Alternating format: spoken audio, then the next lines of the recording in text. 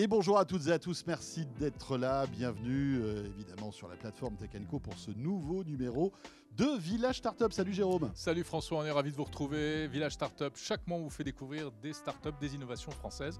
François, je te propose ce mois-ci que nous parlions d'un tuk-tuk 100% électrique et autonome, en tout cas c'est la promesse. Son fondateur va nous expliquer ça dans un instant. On va découvrir également un peu dans le même registre une trottinette électrique hyper pliable. On va se déplacer aujourd'hui. Hein. Voilà, cool. On est dans la mobilité. Et puis un réseau social à impact positif. Et bien voilà, et puis vous le savez, on termine chaque mois ce Village Startup par le maire du village, Fabrice Marcella, qui nous rejoindra bien sûr. Et on évoquera en fait l'intérêt pour une startup, Jérôme, d'intégrer un incubateur. Vous savez que vous posez peut-être cette question, surtout si vous êtes un start-upper. On vous dira tout, en tout cas plus précisément Fabrice nous dira tout à l'heure. Merci d'être là, bienvenue dans ce nouveau village de Village Startup.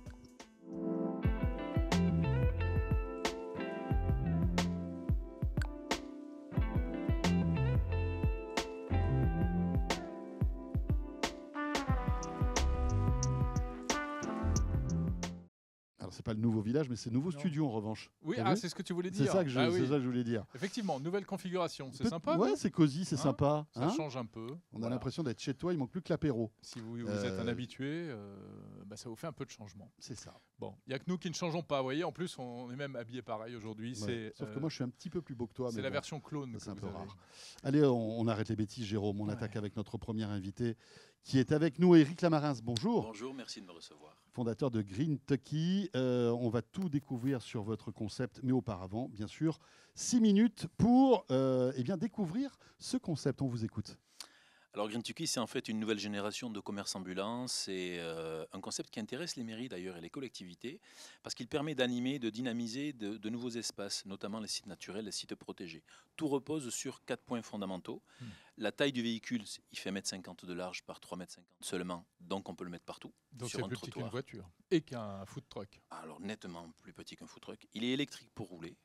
Mais surtout, et ça c'est un brevet que nous avons déposé, on l'a rendu autonome en énergie, c'est-à-dire sans aucun branchement pour fonctionner. Alors, ça c'est la clé de voûte du concept. Et ouais, c'est surtout pour ça que vous êtes dans Village Startup qui s'intéresse surtout aux startups dans les secteurs de l'innovation technologique. Comment est-ce que cet appareil peut être vraiment autonome? Est-ce qu'il est vraiment autonome? Mais il est complètement autonome. On le recharge la nuit, certes, sur une simple prise domestique. Ah oui, quand même. Bien sûr, recharger la nuit, autonome le jour. Et il alimente, parce que ça c'est une vraie prouesse technologique, il y a eu 3 ans de recherche et développement, parce qu'à l'intérieur de ce petit tuk-tuk, on concentre quand même plusieurs machines. C'est ce qui est intéressant d'ailleurs. Il y a une machine à glace à l'italienne, une machine à crêpes, une machine à gaufres, une machine à panini, une vitrine à boissons, bref, des machines énergivores. Ouais. Bien que le tuk-tuk soit tout petit, on peut quand même mettre 5 machines en même temps et durer toute la journée. J'ai vraiment envie de vous demander les parfums disponibles sur la glace à l'italienne. Mais oui, enfin, non, c'est pas la première question qui me venait à l'esprit. C'était pas ça. On en parlait. Non, je croyais que c'était ça. C'est plutôt comment ça marche. Oui. Quoi. Alors, Parce qu'on sait que ce sont des appareils qui sont gourmands en énergie. Absolument. Et donc, il faut que vous ayez un stockage qui est important. Très important. D'où le brevet déposé d'ailleurs. Donc on a développé des composants que l'on a miniaturisés parce qu'il y avait peu d'espace quand même, donc, et que l'on a mis au point.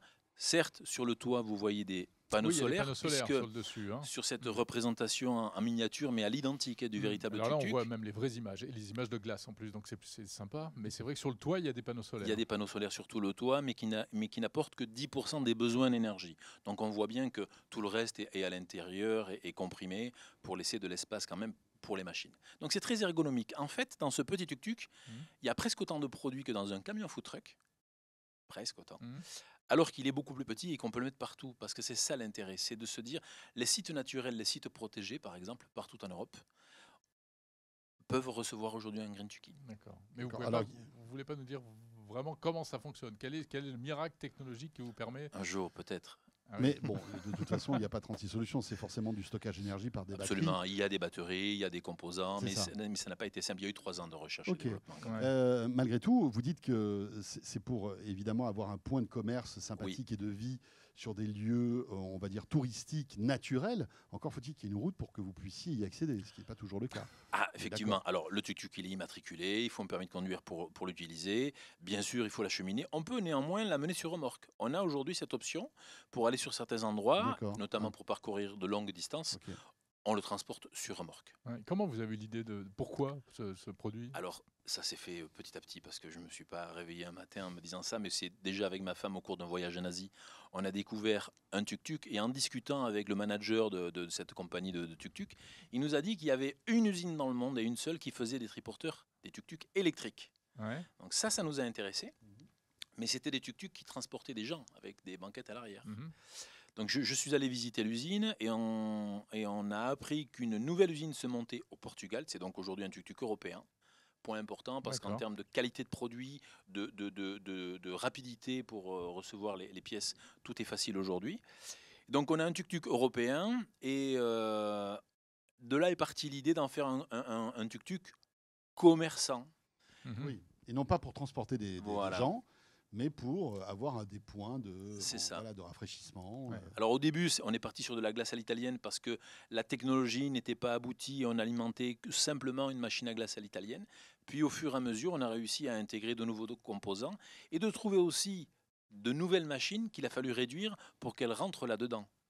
Ah, donc les machines à glace Ah, dont là vous aussi, parlez, ce sont des machines spéciales. Des machines Oui, spéciales. oui, oui. Basse Tout est- consommation. Tout est fait pour aller dans etc., ce etc. tuk-tuk-là. Ouais. Ça existe D'accord. déjà, ce concept? Ah oui, oui, mais il y en a déjà 2 sur Bordeaux, 2 sur Arcachon, un à Montpellier, un à Chamonix. En fait, tout démarre là et tout s'accélère depuis 2 mois, pour Ouais. être honnête. Parce que beaucoup de mairies nous appellent, parce qu'elles ont entendu parler de ce concept pour apporter un service à la population sur des endroits où il n'y avait pas d'infrastructure. Bien sûr, bien Mhm. sûr. Et où peut-être les transports thermiques sont interdits ou vont l'être un jour Complètement. de toute façon. Et où il n'y a pas de prise à disposition Bien de sûr. toute façon pour le faire Et fonctionner. comment ça marche? Vous le vendez? Vous le louez? Oui, vous avez raison. Alors en fait, c'est une franchise. On a créé une franchise Mhm. aujourd'hui qui ne vaut que 67 000 euros. Tout équipé, prêt à travailler. C'est-à-dire pour 67 000 euros d'investissement, les gens ont un modèle économique intéressant Ok. et partent travailler. Il y a 15 000 euros d'apport et le reste, les banques financent. Ok. Et après, il y a un abonnement à payer? Il y a quelque chose? Il y a une redevance, Une redevance? de 390 euros par mois, une redevance fixe. D'accord. Ce qui est intéressant, c'est qu'il y a, enfin, alors je vois le petit autocollant site équipé d'un défibrillateur. Vous êtes aussi, on va dire, Équipé un d'un point défibrillateur. Ah, avec un défibrillateur. Alors ça s'est fait petit à petit. C'est qu'on s'est rendu compte que partout où il y avait des green jockeys, c'était des endroits où il y avait un fort passage de piétons, de gens qui se promenaient. Bien sûr. Et rarement un défibrillateur à disposition. Mm. On a donc établi un partenariat avec Philips Medical et on met à disposition, on propose un défibrillateur qui est à l'arrière du tuk-tuk. Et un jour, il aidera quelqu'un, c'est sûr. C'est clair. Parce qu'on peut imaginer que c'est forcément dans des zones qui sont plus ou moins isolées, où il n'y a pas, on va Ouais. dire, forcément des services d'urgence à proximité. Surtout si on mange trop de glace. Surtout si tu manges trop de glace. Monsieur fait des frites aussi, donc fais attention. hein, Ah bah Jérôme. ça va. Merci beaucoup, Eric. Merci à vous. Et bon vent donc à ce Green Tucky. Vous en êtes le fondateur. Merci. Et on enchaîne, Jérôme, avec notre deuxième start-up. On est toujours dans l'électrique et la mobilité. Allez. Et on va se plier en 4 maintenant. Bon, elle est facile, vous Oui, allez mais comprendre, mais va. elle est On t'en veut inévitable. pas. T'es d'accord? Mais bien sûr. Avec notre invité Paul Lalo, fondateur de PowerWatt. C'est ça. Bonjour, merci. Bonjour, Paul.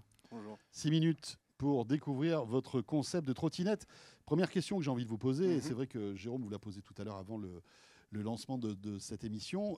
Les trottinettes, il y en a beaucoup sur le marché aujourd'hui. Vous sortez donc un nouveau modèle. Est-ce que c'est pas aussi, on va dire, sur un marché un peu C'est audacieux, c'est ambitieux. audacieux Bien sûr, et bien sûr. un peu saturé, quoi. Bien sûr, c'est ambitieux, mais c'est ce qu'on vise chez PowerWatt, l'ambition et la réussite surtout. L'objectif pour nous, c'est de se démarquer avec énormément d'innovations et de nouvelles technologies qu'on est en train de breveter d'ailleurs. Et donc le marché se retrouve un petit peu en consolidation aujourd'hui, peut-être en saturation pour certains, mais pas sur ce secteur-là de l'ultra-portabilité. On a des trottinettes qui sont dans certains secteurs de plus en plus lourdes, qui vont de plus en plus loin. Nous, on arrive sur un marché très spécifique de l'ultra-portable et de l'ultra-mobilité. En quoi est-elle ultra portable? Donc elle se plie en 4, C'est ça ça. y est, on a vendu la mèche. Exactement. C'est ça vraiment le concept. Hein. Alors c'est un des concepts puisque l'objectif c'est de pouvoir l'emmener partout avec soi. Si elle était pliable en 4 mais très lourde, ce serait pas pratique. Mhm. Donc on a une trottinette électrique pliable en 4 de manière automatisée bien sûr. Donc Plus quoi, j'appuie légère, sur un bouton et elle c'est se... ça. On rabat le guidon et en appuyant sur un bouton, le châssis vient se plier Ouais. tout seul de lui-même pour toujours plus de praticité et de gain de temps surtout. On a une trottinette qui est plus légère qu'un pack d'eau, donc qui fait 9 kg et D'accord. surtout qui est plus petite qu'une valise cabine. On est sur des dimensions de 55 par 30 cm. Ok. Bon, c'est quand même plus lourd qu'un casque Vision Pro d'Apple.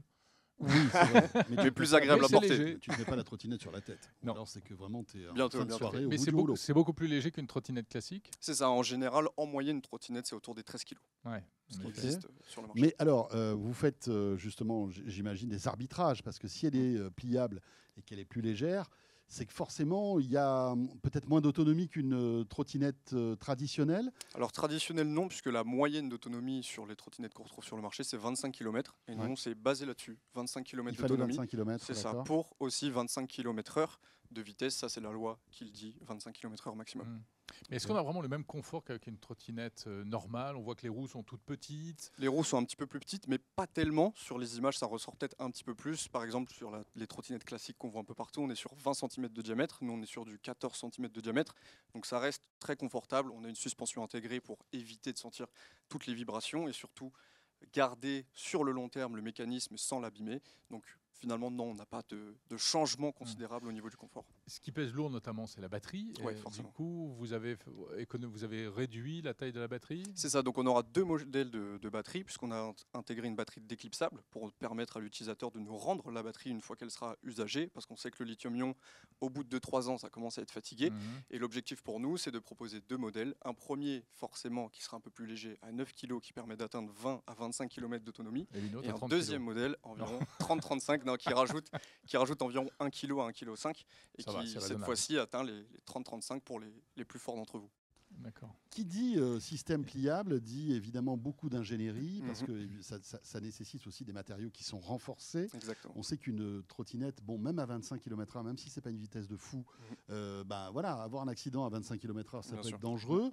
Est-ce que il n'y a pas de compromis qui ont été faits sur la robustesse, sur la fiabilité des métaux, qui fait que, bah voilà, je risque pas, elle risque pas de se casser en deux ou Non, ça, des choses à comme ce niveau-là, on est très très serein. Moi, je suis ingénieur pour ma part en électronique informatique et je me suis auto-formé à la mécanique. On a d'autres ingénieurs mécaniques derrière.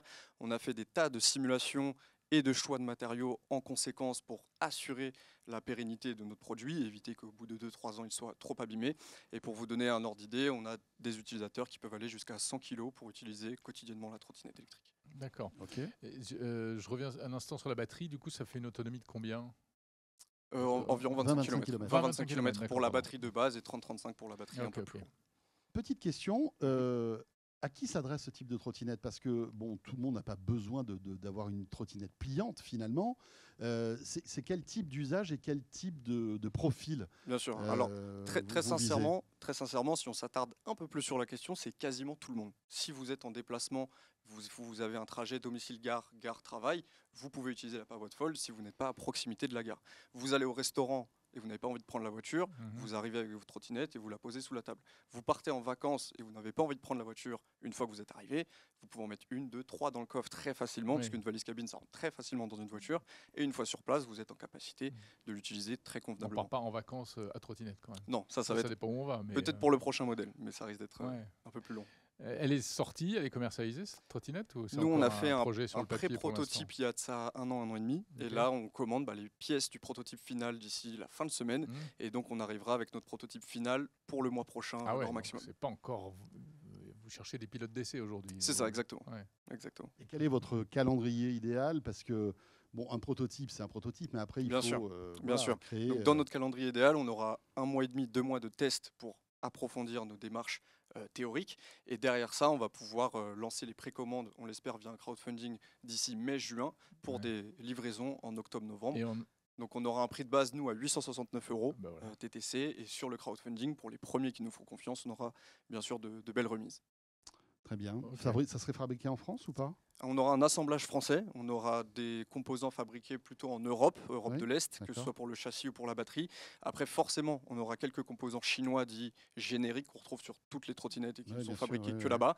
Et ensuite, on envoie tout ça en France pour assembler tout ça en France. Et aucune connectivité particulière sur cette. À l'avenir, si l'objectif, c'est d'aller chercher les mairies, etc., pour Non. s'implanter un peu. Connectivité, je parlais par exemple, non, mais elle n'est pas connectée au téléphone. il y a Ah pas non, de- connectivité, pardon, appli. autant Ouais, pour ouais. moi. Ce sera pour la V2 ou pour juste après, on arrive très fort avec beaucoup de connectivité, on a beaucoup d'idées en stock. Eh ben super, voilà, on est arrivé au bout des 6 minutes. Paul Lalo, merci beaucoup avec la Et ben, je vous remercie, à bientôt. Merci beaucoup. Powerwatt Fold.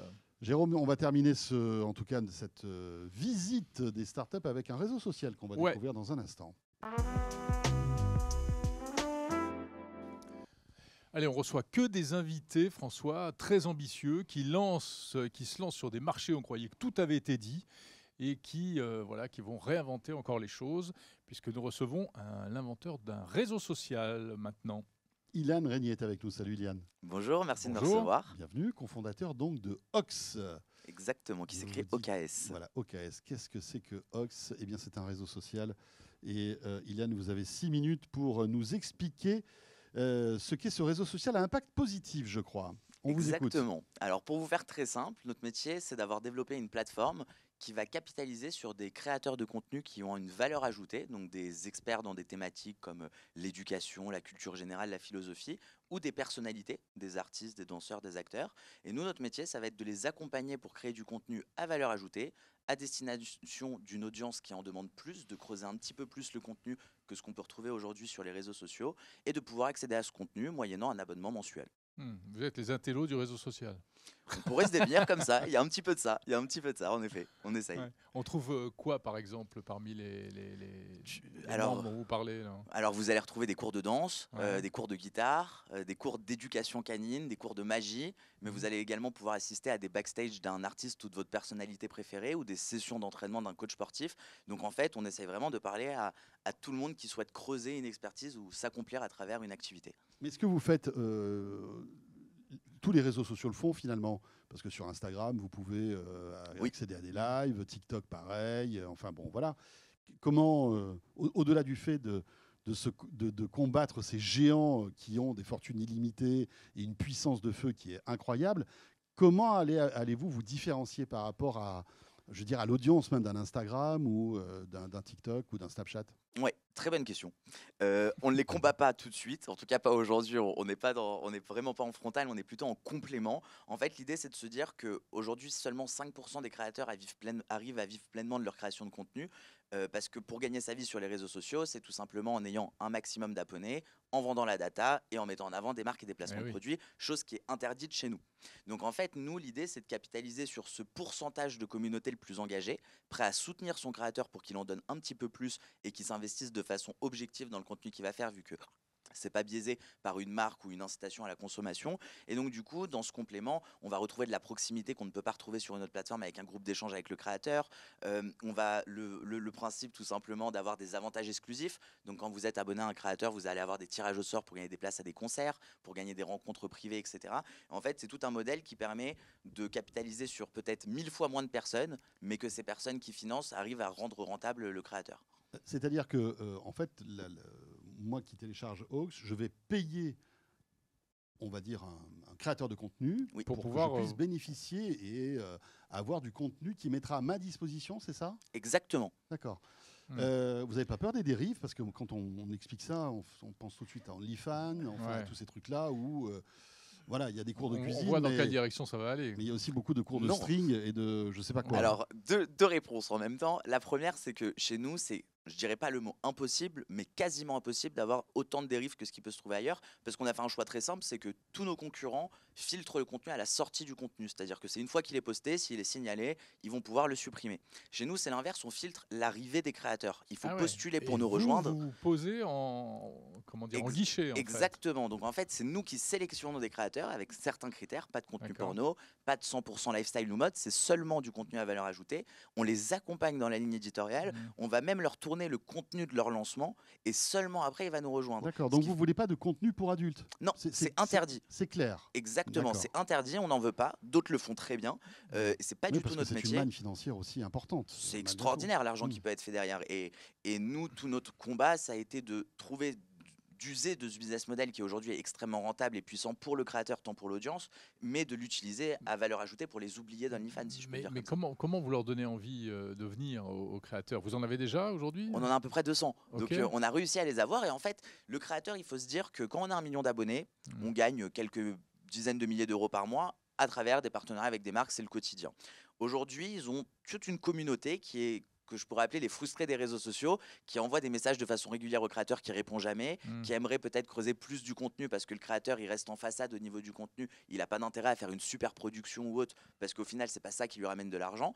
c'est les marques et les placements de produits. Et donc du coup, il y a toute une communauté de personnes qui demandent à en avoir plus, qui sont prêts à soutenir le créateur. On n'a rien inventé. Hein. Je ne sais pas si vous connaissez Tipeee ou des plateformes comme ça, où le créateur peut demander du soutien pour créer de la vidéo et ça marche. Sauf qu'en donnant sur Tipeee, sans vouloir me mettre en frontal ou concurrencer, on a simplement son nom à la fin de la vidéo ou des petites choses comme ça qui ne sont pas un vrai avantage exclusif. Et c'est un don one-shot sur une extension. Nous, c'est vraiment un soutien mensuel pour accéder à plus. Mais dans notre modèle, l'idée, c'est de suivre 1-2 personnes sur les 1000 personnes que vous suivez peut-être sur LinkedIn ou Instagram. Les 2-3, vous aimeriez creuser l'expertise, la crypto, l'intelligence artificielle, peut-être l'éducation canine si vous venez d'acheter un animal. Donc, c'est vraiment cette petite niche qu'on va chercher. Et ça coûte combien par mois? C'est entre 5 à 15 euros par mois, par créateur de contenu. Par créateur de contenu. Exactement. D'accord. Et vous, évidemment, votre modèle, pardon, Jérôme. Non, je paye pour un créateur ou pour l'appli? Pour un créateur. Pour un créateur. C'est ça. Si je veux en suivre 3, ça me coûte entre 15 et à 45 euros par mois. Exactement. Aujourd'hui, on est en pleine évolution. Mais aujourd'hui, en fait, notre métier et notre combat,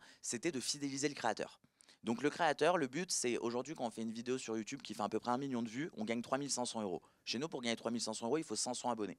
Donc en fait, le ratio de ces peu de personnes qui financent le créateur, exactement, par rapport à 1 million qui le consomment. Et donc du coup, le but, c'est de devenir rentable pour le créateur, de devenir une vraie plateforme quotidienne et à moyen terme d'avoir un abonnement avec des packs de créateurs ou un abonnement à la plateforme avec de la démultiplication, mais il faudra plus de masse pour être rentable pour le créateur à ce moment-là. Ouais, et on n'en a pas parlé, mais c'est quoi? C'est des vidéos, des formats courts, des formats longs, vidéos, podcasts, newsletters, live, tirage au sort, sondage, groupe de chat entre la communauté, donc un petit forum 2.0, groupe de chat avec le créateur. Et on a plein de choses qui sont en train d'arriver, comme la visio monétisable, les questions monétisables et plein de services additionnels qui nous sont demandés par les créateurs d'aujourd'hui. Très bien. Eh bien, écoutez, le gong vient de retentir. Donc, si on veut en savoir plus, il faut aller sur OKS. Intéressant, voilà, Merci pour beaucoup. trouver un business pour tous ces créateurs de contenu. Merci beaucoup, Yann. Merci. Et bonne chance pour OKS. On revient dans un instant, on va terminer ce village startup, Jérôme, avec le maire du village. Avec notre hôte, Fabrice Marcella. Il nous rejoint tout de suite. Vous le savez, Village Startup se déroule au Village Baïséa et nous accueillons donc le maire Fabrice Marcella. Bonjour Jérôme, bonjour François. Ça va? Toujours un plaisir de te retrouver, Fabrice. Également. Animateur de cette belle communauté du village. Et pour la première fois, d'ailleurs, on n'enregistre pas sur la place du village, mais dans le studio du village. Ouais, on a aussi un studio ici. On est dans le lounge. D'ailleurs, dans le lounge. Comme on est avec Fabrice, moi je vais me mettre à l'aise. Ouais, mais toi, franchement, attends, Voilà. tu Vous sais êtes quoi, d'accord? vas-y. Et toi, vas-y. Bon, Fabrice. C'est très envahissant. En tout cas, les couleurs vous vont très bien. Le bleu et le rouge, c'est nickel. Restons dans notre évidemment thématique, Restons focus. puisque Oui.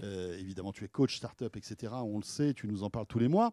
Ce mois-ci, tu aimerais nous expliquer pourquoi il peut être intéressant pour une startup de se rapprocher d'un incubateur en fait.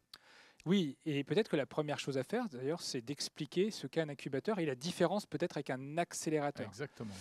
En fait, ça dépend beaucoup de la maturité de l'entreprise. Quand on est en phase d'idéation-création, on rejoint plutôt un incubateur qui va enseigner, qui va montrer au créateur d'entreprise les différentes étapes par lesquelles il doit passer pour s'assurer qu'il y a un marché, s'assurer des premières fonctionnalités à mettre en œuvre, aller chercher peut-être les premiers euros pour pouvoir démarrer son aventure. Donc, quand on a juste une idée en fait. Voilà, on a juste une idée, idéation, création, l'incubateur est fait pour ça. D'ailleurs, on a beaucoup plus de coachs autour des startups qui se créent lorsqu'on est dans un incubateur. Le Village Baïséa est plutôt un accélérateur. Ça veut dire quoi? C'est-à-dire c'est l'étape d'après. L'étape d'après où alors l'entrepreneur va mettre en marché son produit, il va avoir besoin d'être accéléré. Accéléré, ça veut dire quoi? Ça veut dire, j'accélère en même temps, c'est marrant, il va falloir qu'il trouve des nouveaux clients, qu'il commence à lever davantage de fonds, qu'il continue à recruter. Donc on voit bien, on est dans cette phase de croissance et l'objectif cette fois-ci de l'accélérateur, c'est d'accélérer cette croissance. D'accord? Et puis à la fin, on va trouver peut-être dans ces structures d'accompagnement ce qu'on appelle des pépinières d'entreprise, où là finalement l'entrepreneur est un peu lâché seul, entre guillemets, dans des espaces de travail, mais il a beaucoup moins besoin d'être accompagné. Donc 3 étapes. 3 étapes. Incubateur, accélérateur et pépinière d'entreprise. Okay. Et donc le terme générique, souvent on utilise le terme d'incubateur, mais qui veut dire exactement ces 3 étapes, ou structure d'accompagnement qui est encore plus générique. Et donc, l'intérêt, quel est l'intérêt pour un entrepreneur? En fait, un entrepreneur, quand il se crée, il est un peu seul finalement face à cette création. Il ne sait pas forcément comment s'y prendre, même si de plus en plus quand même d'universités comme d'écoles de commerce aujourd'hui enseignent l'entrepreneuriat. Je suis moi-même prof en entrepreneuriat. Il y a beaucoup de réseaux. Il y a beaucoup de réseaux, il y a beaucoup de littérature sur le web, il y a beaucoup de tutos en vidéo sur le web. Mais il ne reste pas moins que c'est pas simple de rester chez soi, et c'est souvent comme ça que démarre la création d'entreprise, sans être accompagné, sans être challengé, sans faire partie d'une communauté. L'incubateur comme l'accélérateur va permettre ça, va permettre de sortir de l'isolement déjà un entrepreneur, et va lui permettre surtout d'éviter de se tromper. Alors c'est peut-être un petit peu ambitieux, mais en fait c'est surtout de s'appuyer sur le retour d'expérience des autres, les douleurs des autres et surtout comment les autres ont surmonté ces douleurs pour éviter de reproduire les mêmes erreurs. Ça c'est le premier élément. Alors souvent quand on démarre et qu'on a une idée, on a un petit peu peur de partager son idée avec d'autres. Et ça c'est une erreur de ne pas la partager. Il faut la partager, il faut la challenger, et après il faut être le plus rapide bien sûr à la mettre en œuvre. Donc, mais c'est vrai qu'il y a la peur aussi de se faire piquer son idée. De se faire piquer l'idée. Ça ne serait pas la première fois, Fabrice. Ce ne serait pas la première fois, mais voilà, généralement, j'ai plutôt vu des retours très positifs à l'idée d'échanger avec d'autres, même lorsqu'on est à l'étape de création. Attention, bien sûr, à ne pas tout dévoiler. Il y a des choses qu'il faut garder secrètes. Il n'en reste pas moins que ça a plus de valeur et ça permet surtout à l'entrepreneur de démarrer. En même temps, des idées, beaucoup de gens peuvent en avoir. Oui, c'est ce qui se passe après. Tout à fait. En fait, c'est exactement ça. C'est l'exécution qui va compter et la manière dont l'entrepreneur va incarner son entreprise, va la porter et va parler finalement avec ses tripes pour la vendre à d'autres. Donc une même idée peut être développée de façon complètement différente selon l'entrepreneur qui la porte. D'ailleurs, quand nous on recrute ici, bien sûr que le premier filtre va être l'idée, mais c'est pas suffisant en fait l'idée. C'est la façon dont l'entrepreneur va la présenter et notre croyance. Va y croire aussi. Et comment nous on va y croire? Est-ce qu'on croit dans la capacité de l'entrepreneur à être à la hauteur de la promesse? Et donc ça c'est extrêmement important. D'ailleurs, j'en profite pour dire que lorsqu'on se présente dans un incubateur, on n'y vient pas juste parce qu'on y a vu de la lumière. Il faut se préparer à ça. En fait, les incubateurs, il y a des comités de sélection. Il ne suffit pas de dire j'ai envie de venir. Encore faut-il que l'incubateur accepte de nous prendre. De vous prendre. Et donc qu'est-ce qu'il faut faire pour les convaincre? On s'y prépare. Donc déjà, bien souvent, il faut avoir un grand sérieux dans la qualité du dossier qui va être déposé. Souvent, sur les sites internet des différents incubateurs, on va retrouver un dossier de sélection qui est souvent assez long, mais qui montre aussi qui vise à montrer la motivation en tout cas de l'entrepreneur à nous rejoindre. Évidemment. Ensuite, il faut s'y préparer, il faut se préparer au pitch parce qu'en fait, le dossier va être transmis à un comité de sélection et l'entrepreneur va souvent venir présenter son projet. Et ça se répète. On n'y vient pas les mains dans les poches, on réfléchit bien sûr à ce qu'on va y raconter et surtout, il est toujours important finalement de s'adresser à un comité de sélection comme on s'adresse à un client. Quand on rencontre un client, on se met dans les chaussures du client et on essaye finalement d'expliquer ce que l'autre attend de nous. Donc quand on se présente par exemple au village, je vous invite à dire pourquoi vous avez envie de nous rejoindre. Et pas uniquement pour les beaux locaux et rencontrer François Sorel et Jérôme Colombin. Quelles sont les autres raisons qui font que vous êtes motivé pour nous rejoindre? Donc c'est vraiment un engagement réciproque. On a envie d'être choisi et on a envie de choisir. C'est vraiment dans les deux sens. Pourquoi? Parce qu'en fait, on va vivre ensemble pendant 6 mois, 1 an, 2 ans. Il faut qu'il y ait une confiance, une proximité qui s'installe. J'ai l'habitude de dire que je partage avec les entrepreneurs que je rencontre leurs joies, leurs peines, leurs succès, leurs échecs. Et donc, il faut qu'on puisse justement instaurer ce lien. Et on est les premiers prescripteurs, nous, des startups qu'on accompagne. Tiens, petite question, Fabrice. Le village ici, est-ce que c'est un incubateur? Est-ce que c'est un accélérateur? Est-ce que c'est une pépinière? Alors, on a démarré par l'accélération d'entreprise.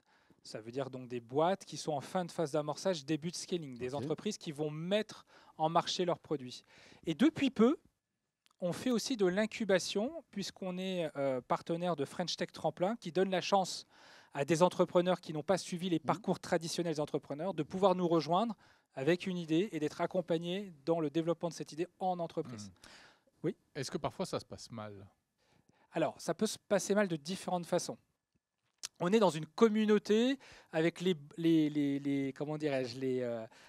bons moments comme les mauvais. Donc les bons moments, c'est vraiment d'être ensemble, d'être dans l'entraide, d'être content le matin d'arriver au travail et de rencontrer pas que des collègues, vraiment des gens avec qui on partage leur passion. Et en même temps, on peut avoir certaines fois, dans des communautés comme celle-ci, des mauvais comportements d'utilisation des espaces, par exemple, au détriment des autres. Et c'est là où il faut que je me transforme Un peu en gendarme. un peu en gendarme. En surveillant général. Ouais, c'est pas le rôle qui me plaît le plus, vraiment. Mais qui m'oblige finalement à faire respecter un certain nombre de règles, Ouais. tout simplement pour permettre aux autres aussi de continuer à vivre dans Oui, une bien bonne sûr. harmonie dans le village. Donc il peut y avoir certaines fois effectivement des mauvais comportements. Après, il peut y avoir des entreprises qui échouent.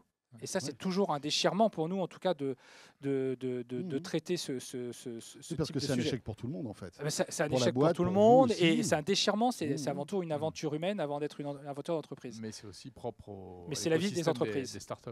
L'incubation, c'est 70 à 90% des boîtes qui échouent quand même. Hein. Ouais, Encore c'est une sûr. question très pratique, Vas-y. pratico-pratique. Combien ça coûte? C'est payant d'être Alors. dans un incubateur ou dans un accélérateur? Alors, c'est effectivement, rien n'est gratuit. Et lorsqu'on vous dit que c'est gratuit, c'est faux. Il y a toujours quelqu'un qui paye derrière. Donc, soit vous réussissez à obtenir des subventions, par exemple, de la mairie de Paris pour rejoindre un incubateur qui serait référencé. Et dans ce cas-là, c'est financé par Paris. Quand on est French Tech Tremplin, l'accompagnement et l'hébergement est payé par BPI. Tout simplement, donc par le French Tech Tremplin. Et quand on est plus mature, eh ben nous, on facture directement nos prestations auprès des startups qu'on accompagne. Parce que c'est des locaux. Des c'est locaux, prestations, voilà, des conseils, etc. Et il existe d'autres modèles aussi où, cette fois-ci, la structure d'accompagnement ne fait pas payer en contrepartie d'une participation dans la boîte. Dans le capital de la boîte. Tout à fait. Mais ça s'adresse plutôt à des startups plus jeunes, moins matures, D'accord. qui n'ont pas encore une valorisation réelle sur le marché. Merci Fabrice. Voilà. Merci beaucoup. Merci à vous deux. Maintenant, on sait la différence. Voilà, vous pouvez entre postuler. accélérateur, Ouais.